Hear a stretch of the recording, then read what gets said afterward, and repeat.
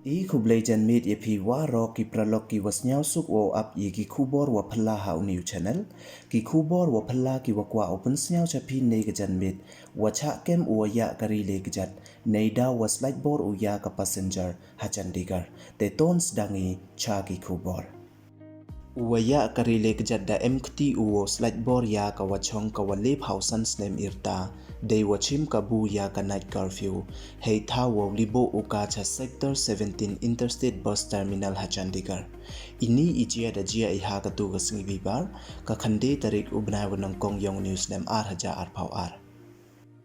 Ki pulit da kem ki ya uwa MKT, uwa da tip pertuit kam ujedif alais upender uwa arp haunyau snem irta, uwa dang da biawat waito uwa sa hadarwa area wa hajan Chandigarh railway station. Station House Officer ka Sector 17 Om Prakash daong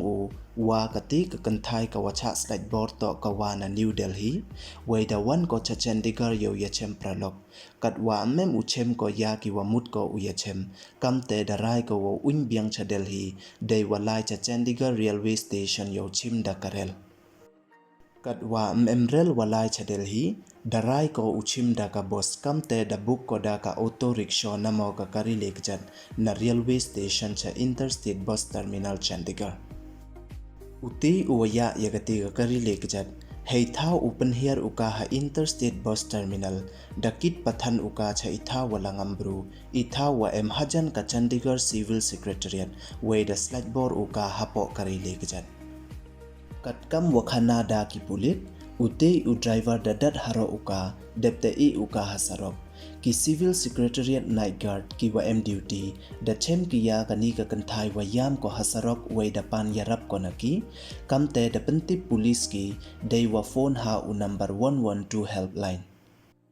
ki police ka Chandigarh dasdang ki utho ya wa MKT Wei da chem ki ya o hapoh wachong u hapoh ka kari lekjat yong o ha sector 17 hathau penyin bus. Ute u MKT wo Slightbor ya kate ka kanthai da cha kem u wei da pha ya o cha judicial custody. Ki pulit da kem ki le ya kate ka kari lekjat ha ka wa Slightbor u ya kate ka kanthai. Te du kini don higi kubor ki wakwa open snyau chapi negasni yigi kubor da poj wakut kuble ya piboro snyau ba hamda mu ya subscribe your new channel knang wa yo pten cho cho pi yo yigi kubor wa thame he kitin panar kuble chibon sngi wasok wa comment ya pi waro